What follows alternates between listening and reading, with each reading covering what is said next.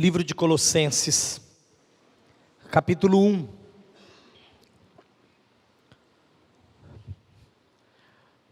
Livro de Colossenses, a epístola do apóstolo Paulo aos Colossenses, capítulo 1.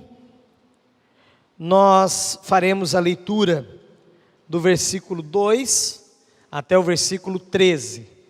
Eu faço a leitura, os irmãos acompanham, logo faremos a leitura desse texto. Colossenses, capítulo 1, do versículo 2 até o versículo 13.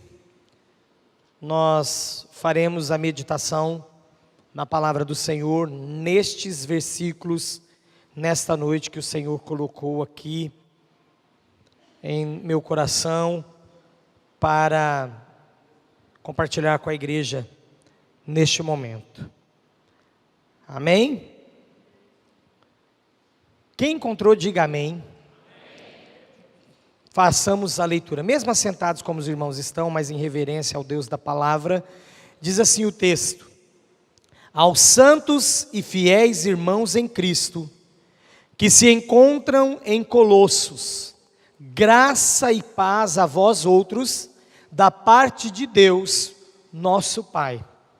Damos sempre graças a Deus, Pai de nosso Senhor Jesus Cristo, quando oramos por vós, desde que ouvimos da vossa fé em Cristo Jesus, e do amor que tendes para com todos os santos, por causa da esperança que vos está preservada nos céus, da qual antes ouvistes pela palavra da verdade do Evangelho, que chegou até vós, como também em todo o mundo, está produzindo fruto e crescendo. Tal acontece entre vós, desde o dia em que ouvistes e entendestes a graça de Deus na verdade. Segundo fostes instruídos por Epáfras, nosso amado conservo, e quanto a vós outros, fiel ministro de Cristo, o qual também nos relatou do vosso amor no Espírito. Por esta razão, também nós, desde o dia em que o ouvimos, não cessamos de orar por vós e de pedir que transbordeis de pleno conhecimento da sua vontade, em toda sabedoria e entendimento espiritual, a fim de viverdes de modo digno do Senhor, para o seu inteiro agrado, frutificando em toda boa obra e crescendo no pleno conhecimento de Deus, sendo fortalecidos com todo o poder, segundo a força da sua glória, em toda perseverança e longanimidade, com alegria, dando graças ao Pai, que vos fez idôneos à parte, que vos cabe da herança dos santos na luz. Ele nos libertou do império das trevas e nos transportou para o reino do Filho do seu amor. Oremos mais uma vez. Feche os seus olhos. Nessa noite, peça para que mais uma vez o Senhor fale com você. Fale com cada um de nós, fale conosco. Mas antes mesmo de você pensar em o Senhor falar com o seu irmão, com a sua irmã aí do seu lado, coloque-se diante do Senhor e diga: Senhor, eu quero que o Senhor fale comigo. Eu preciso que o Senhor fale comigo nessa noite. Ó Deus, nós estamos aqui diante da Tua palavra. Foi lida e meditaremos nela agora. Pedimos a Tua bênção. Pedimos a ação poderosa do Teu Espírito, sabendo que a Tua palavra é viva, é eficaz, é poderosa. Não volta para Ti sem antes cumprir o que Tu desejas. Mas ainda cremos na ação do Teu Espírito, que nos ensina, que ministra aos nossos corações. Embora a Tua palavra é tão profunda, e ela vai ao mais profundo do nosso ser, toca-nos agora, em nome de Jesus. Amém. Amém. Glória a Deus. Irmãos, nós estamos diante de um texto maravilhoso. Esse texto, sem sombra de dúvidas, ele expressa a ação de graças do próprio apóstolo Paulo a Deus pela vida dos irmãos desta igreja em Colossos, como também destaca nesse texto também a oração do apóstolo pela igreja, por aquela igreja. Então isso tudo nos traz o seguinte pensamento: o apóstolo Paulo estava agradecendo, o apóstolo Paulo estava mencionando aqui a ação de graças por uma igreja que era de fato uma igreja ideal. É o tema da mensagem dessa noite, igreja ideal.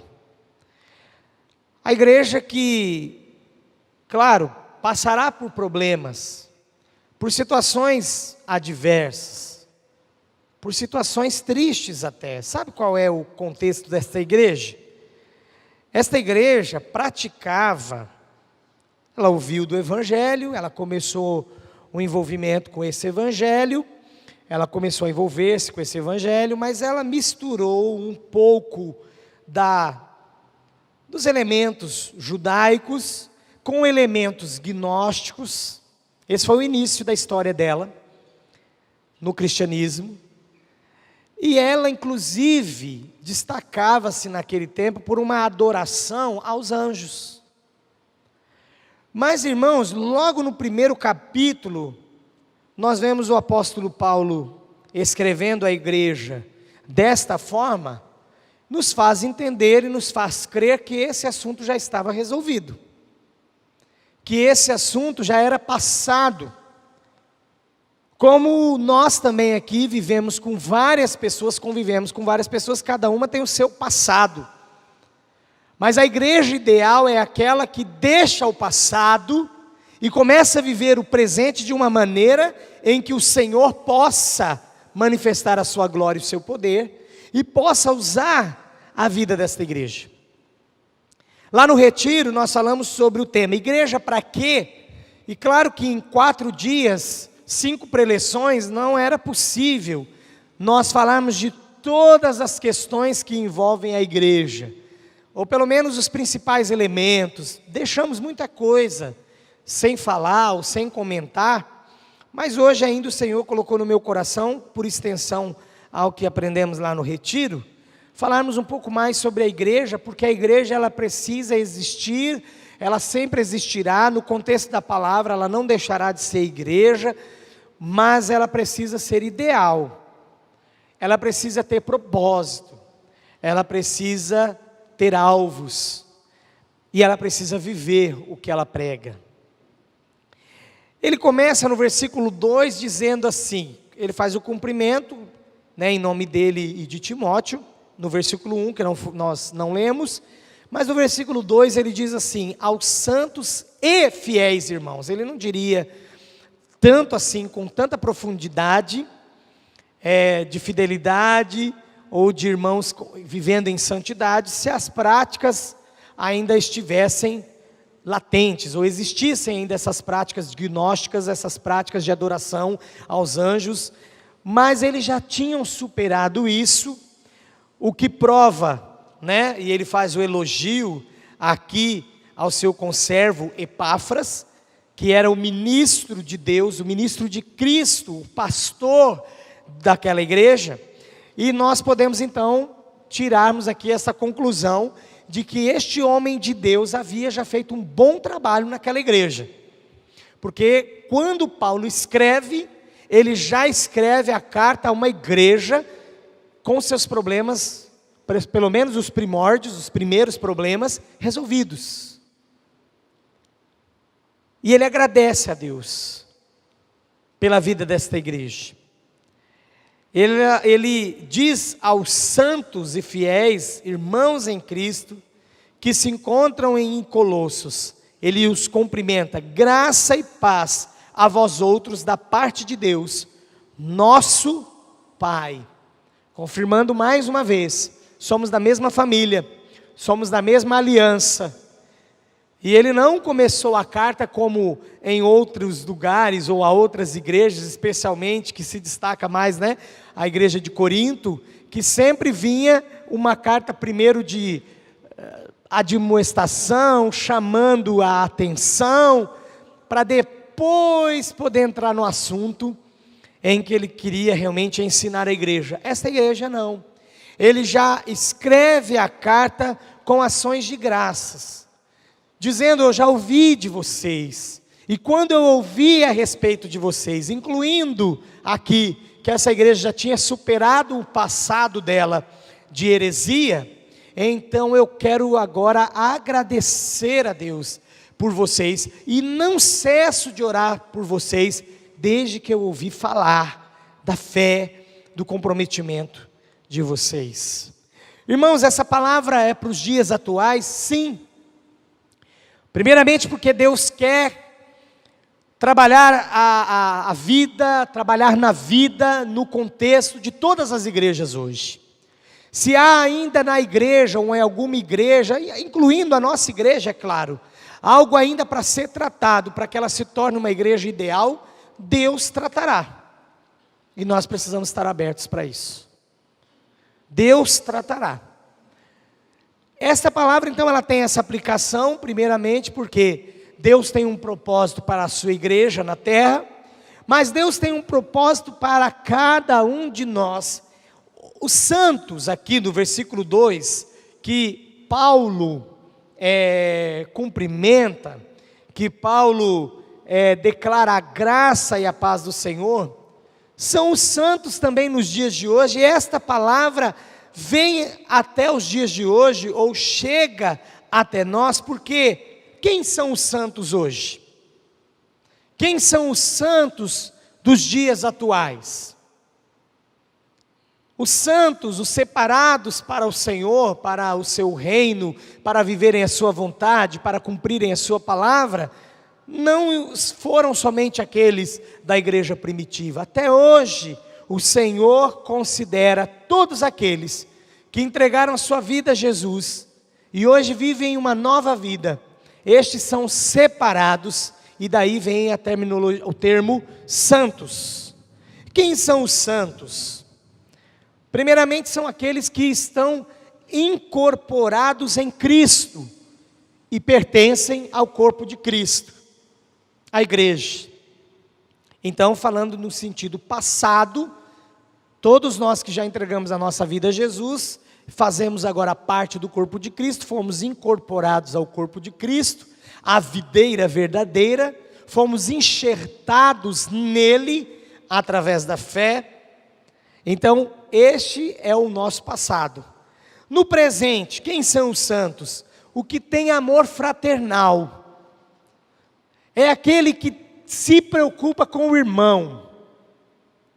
E a igreja ideal conta com os santos do presente, porque são eles que mantêm a igreja em harmonia, em unidade, em comunhão. E quem são os santos no futuro?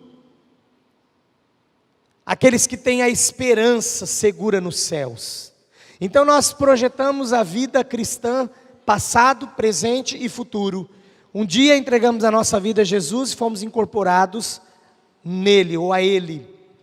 Agora somos o seu corpo. Agora estamos vivendo um momento do amor fraternal. Precisamos realmente cumprir isto, mas também, pensando no futuro, nós temos uma esperança viva e segura que herdaremos os céus. Define o santo, ou os santos se definem por essas três atitudes, por essas três ações. Você está incorporado em Cristo? Você faz parte do corpo de Cristo? Você vive o amor fraternal? Você tem a esperança viva em Cristo sobre os céus, a respeito dos céus? É para você a mensagem dessa noite.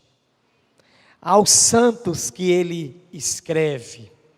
No versículo 3, ele novamente declara: damos sempre graças a Deus, Pai de nosso Senhor Jesus Cristo, quando oramos por vós.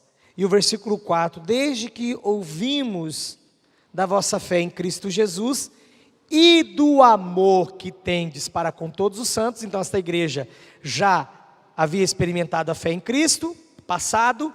A igreja agora vivia o amor fraternal, presente, e por este motivo, Paulo glorifica a Deus pela fé destes irmãos.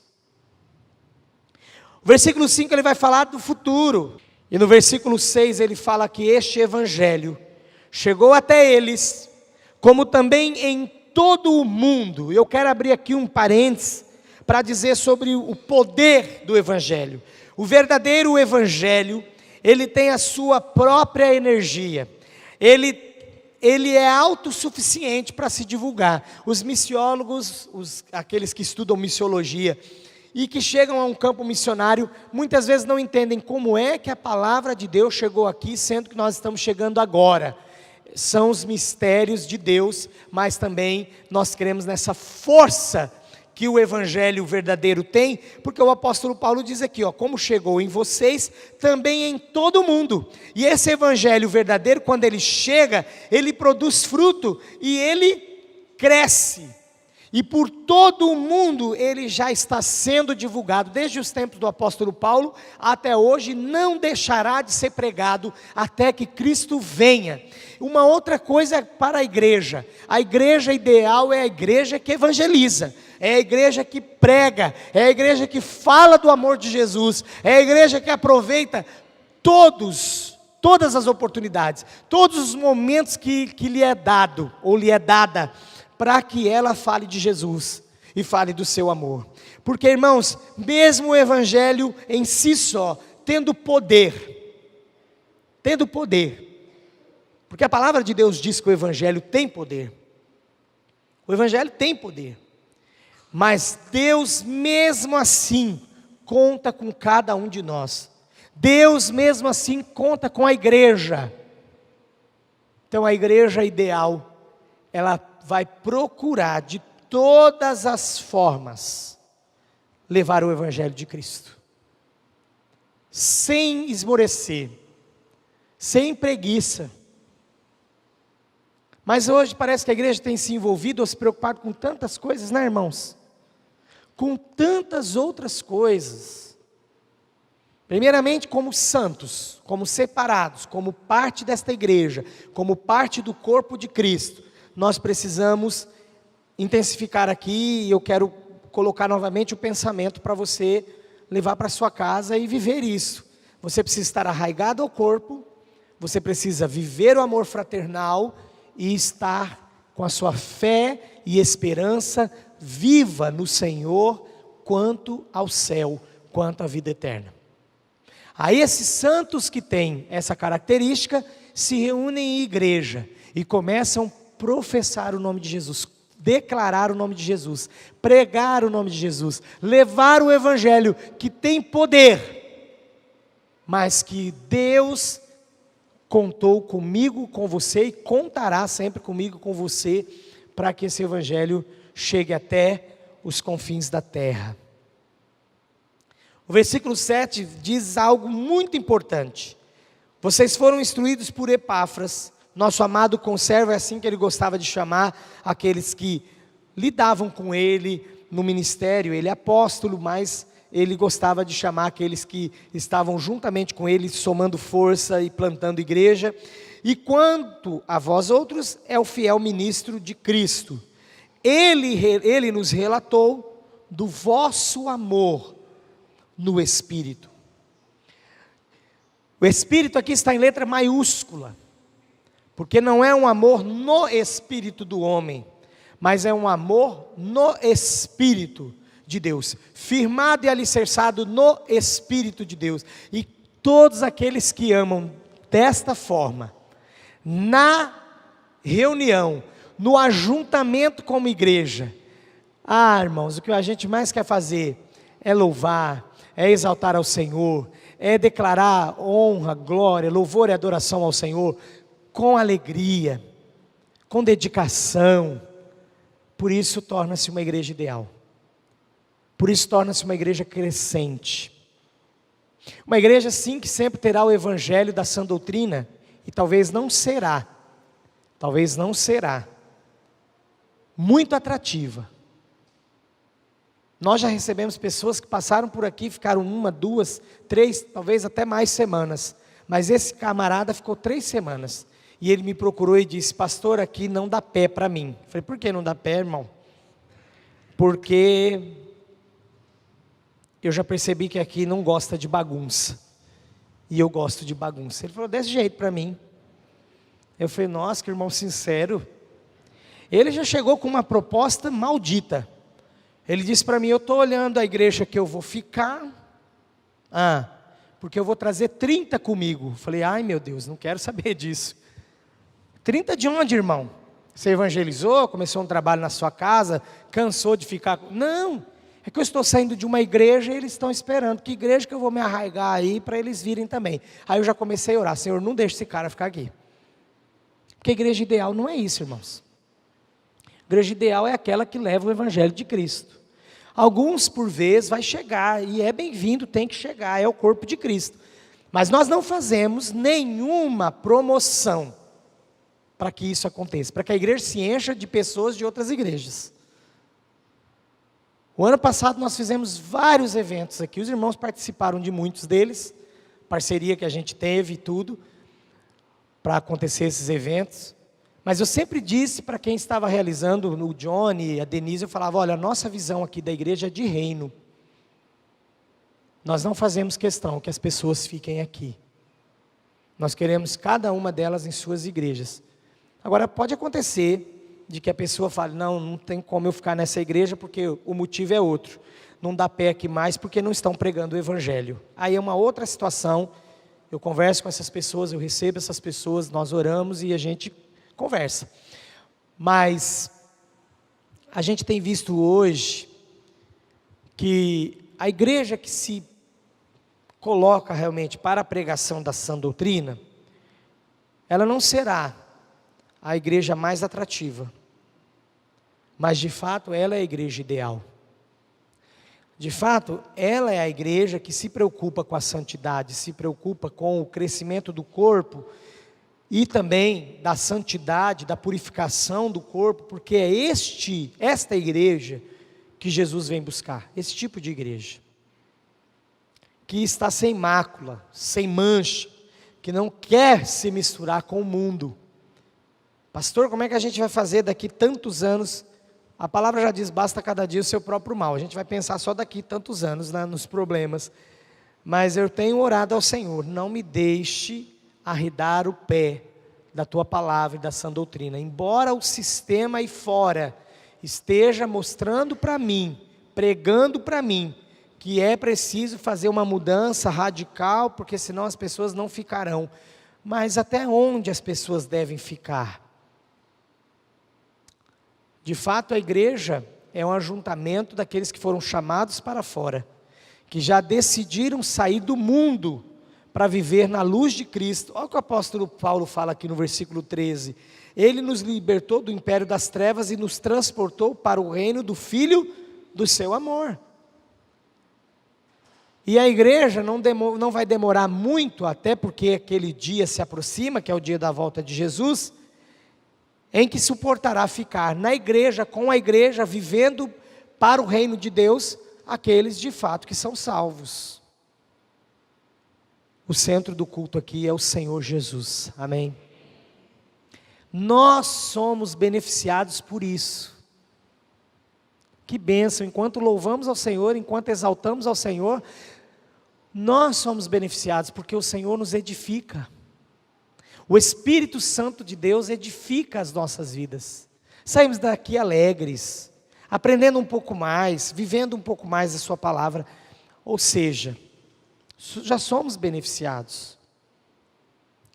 No versículo 9, após ele relatar o amor que essa igreja vivia no Espírito, ele diz assim: por esta razão também nós, desde o dia em que o ouvimos de Epáfras, o relato a respeito desta igreja, não cessamos de orar por vós, e de pedir que transbordeis de pleno conhecimento da sua vontade, em toda a sabedoria e entendimento espiritual. Irmãos, eu já tive várias, várias declarações. Eu já tive a oportunidade de ouvir várias pessoas de diferentes lugares, diferentes cidades, dizerem assim: Pastor Márcio, eu tenho acompanhado o trabalho da sua igreja, e eu oro pela sua igreja para que ela continue nesse foco. Isso me deixa muito feliz. Embora a pessoa está vendo algumas imagens, algumas até fotos apenas, ou algumas imagens como a gente lança lá, como foi o resultado de um trabalho, de um impacto, de alguma coisa que a igreja está fazendo. Isso me alegra muito. Eu imagino, alegra muito a nossa igreja, eu imagino o quanto essa igreja não ficou alegre ou não ficou feliz por ouvir esta declaração de Paulo em sua carta. Olha, eu não cesso de orar por vocês. Na verdade nós, porque era ele e Timóteo. E diz ainda, e de pedir que transbordeis de pleno conhecimento da sua vontade, em toda a sabedoria e entendimento espiritual. Esta é a igreja ideal, irmão. Uma igreja que busque o pleno conhecimento da vontade de Deus, uma igreja que viva em sabedoria e entendimento espiritual. Entendimento espiritual que sabe o momento em que o irmão errou, mas qual é a maneira como a palavra ensina? Não, é com amor, vamos falar com ela, vamos tentar levantar essa pessoa, e ela não quer ouvir, entra a disciplina da igreja, mas com entendimento espiritual. Versículo 10, a fim de viverdes de modo digno do Senhor. Eu quero aqui abrir para falar com você, comigo também, claro, conosco, sobre o que é viver de modo digno. A primeira coisa, nós precisamos conservar a nossa fé. A cabeça sábia, os pés firmes, não é qualquer coisa que vai te abalar.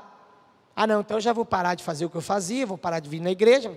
Não, a cabeça sábia, ligada no Senhor, pedindo sabedoria ao Espírito de Deus, os pés firmes, as mãos ocupadas, porque quanto menos você faz na igreja, mais você vai ter sobra de tempo, e o seu olho se abre mais para ver os erros, enxergar as falhas. Se ocupe. E o rosto alegre. Hoje a irmã Ludmila falou no momento do dízimo e oferta, para que você trouxesse uma oferta ao Senhor. Sim, mas com alegria, porque Deus ama ao que dá com alegria. E fazer a obra de Deus também precisa de alegria. Precisa ser feita.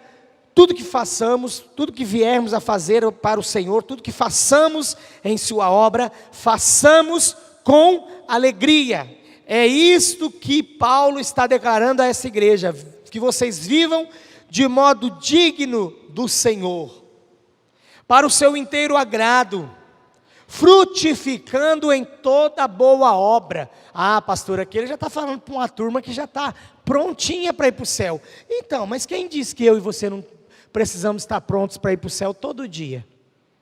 Quem sabe o dia que Jesus vai voltar para você, para mim, quem sabe? Então nós precisamos buscar sim, irmãos, viver para o inteiro agrado do Senhor, frutificando em toda boa obra. Toda boa obra significa que não sobrará nem tempo, nem espaço, nem vontade para praticarmos más obras. E tudo que vier a nós, no sentido de praticarmos más obras, nós vamos refugar, nós vamos desprezar, nós vamos dizer, não quero viver isso não, porque eu sou a igreja de Cristo, e a igreja ideal é a igreja que vive para o inteiro agrado do Senhor e que frutifica em toda boa obra. Em toda boa obra. Já recebi pessoas que falaram assim, pastor, hoje eu estou passando esse problema aqui, ou estou provocando esse problema, ou eu sou o problema, mas eu já fiz tanta coisa boa, mas a palavra fala que é para você só viver coisa boa.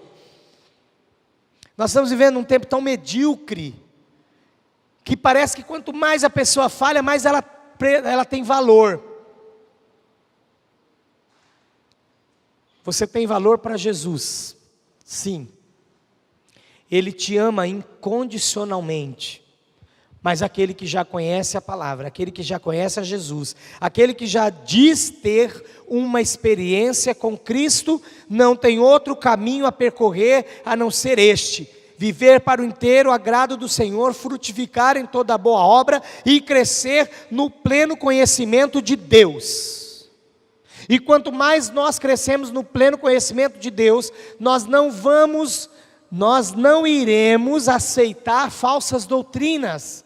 Nós não vamos ser aí, como muitos infelizmente são tragados, são realmente levados por ventos, como o apóstolo mesmo já declarou na palavra de Deus, ventos de falsas doutrinas, porque nunca procurou o pleno conhecimento de Deus, então qualquer coisa que falam a respeito de Deus, ela acredita. E fica de um lado para o outro, mas eu e você devemos procurar o pleno conhecimento de Deus. Versículo 11 diz que assim nós seremos fortalecidos com todo o poder que vem do Espírito de Deus, segundo a força da sua glória. E nós estamos falando de um Deus vivo e verdadeiro agora aqui, que tem realmente poder, porque Ele venceu a morte, Ele ressuscitou. E estando em toda perseverança e longanimidade. Por que longanimidade? Porque existem certas coisas que vai demorar um tempo para resolver, vai demorar um tempo para a gente ter a bênção que a gente deseja, vai demorar um tempo para a gente ver a igreja como a gente deseja que ela seja. Portanto, com a perseverança e a longanimidade, de que o Senhor fará, de que o Senhor agirá, de que o Senhor vai realizar. E por fim, com alegria, dando graças ao Pai, que vos fez idôneos à parte que vos cabe da herança dos santos na luz. A pergunta que eu quero deixar nessa noite para nós, para mim e para você: o que eu tenho feito para ter e ser a igreja ideal?